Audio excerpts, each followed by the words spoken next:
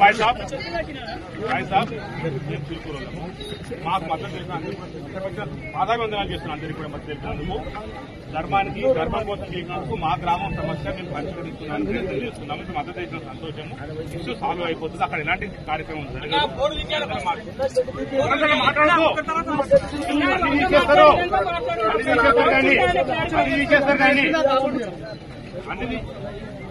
అన్ని తీసేస్తారు. అక్కడ ఎలాంటి కార్యక్రమం ఫర్దర్ ఎలాంటి కార్యక్రమం జరగదు.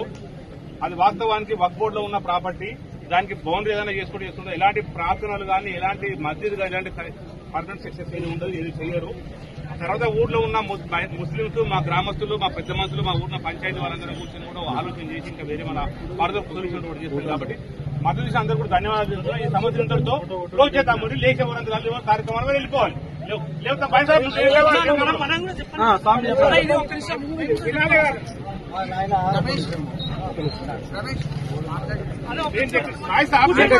మీరు చెప్పేది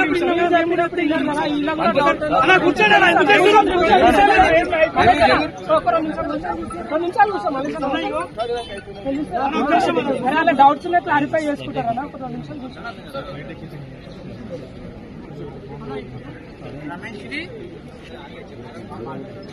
అన్న, ఇప్పుడు ఓన్లీ ఇది గ్రామానికో ఒక ప్రాంతానికో సంబంధించింది కాదన్నా, కోట్లాది మంది హిందువులకు సంబంధించిన మ్యాటర్ కాబట్టి ఇన్ని రోజులు మీకు టైం ఇచ్చిర్రు, మాట్లాడిరు పెద్దవాళ్ళని చెప్పేసి మేము టైం ఇచ్చినాము, మాట్లాడి చేసిరు.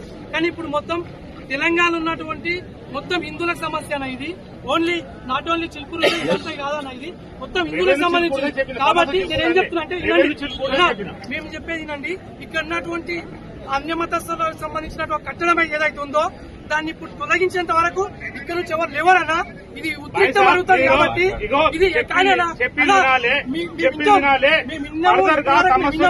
మనం శాంతియుతంగా మేము చెప్పేది శాంతియుతంగా మేము చెప్పినప్పుడు భారత్ మాతాకి అప్పుడు ఏం చేయాలన్నా? మరి చెప్పింది మేము చెప్పినప్పుడు విన్నామా?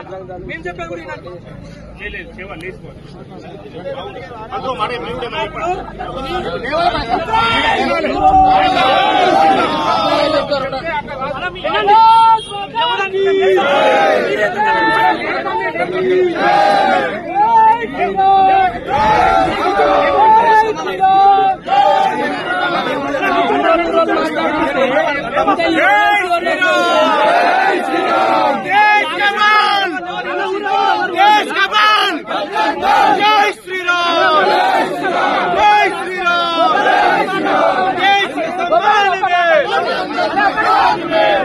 సార్ పంతులు చెప్పింది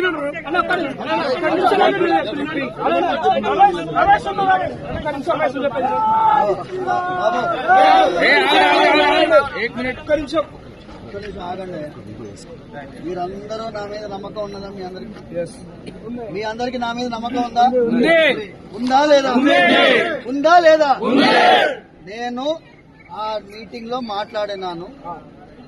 వాళ్ళు ఒక అష్యూరెన్స్ ఇచ్చినారు. ఆ అష్యూరెన్స్ ప్రకారం పోతున్నాం. అర్థమైందా? మెల్లగా ఒక్కొక్కటి జరుగుతుంది. నిన్నటి నుంచి ఏ కొత్త నిర్మాణం జరగదు. అక్కడ 4 గుంటల్లో ఫెన్సింగ్ జరుగుతుంది. కొత్త నిర్మాణాలు ఏమీ జరగవు. ఎలాంటి వాతావరణం ఇంతకు ముందు ఉండిందో అదే కొనసాగుతుంది. ఇక్కడ ఎవ్వరు కూడా విపరీతమైనటువంటి పరిస్థితి మనం సృష్టించకూడదు. వాళ్ళు కూడా సామరస్యంగా రావడానికి ప్రయత్నం చేస్తున్నారు. మీరందరూ దయచేసి సహకరించాలి. నా మీద నమ్మకం, ఏ విధమైన ప్రార్థనలు జరగవు. మీ అందరి తరఫున భగవంతుడి యొక్క సేవకుడిని నేను, ధర్మాని కోసం ముందు ఉండేవాడిని నేను. మీరందరూ నమ్మితే మీరందరూ లేవాలి. బోలో చిలుకూరు బాలాజీ భగవానికి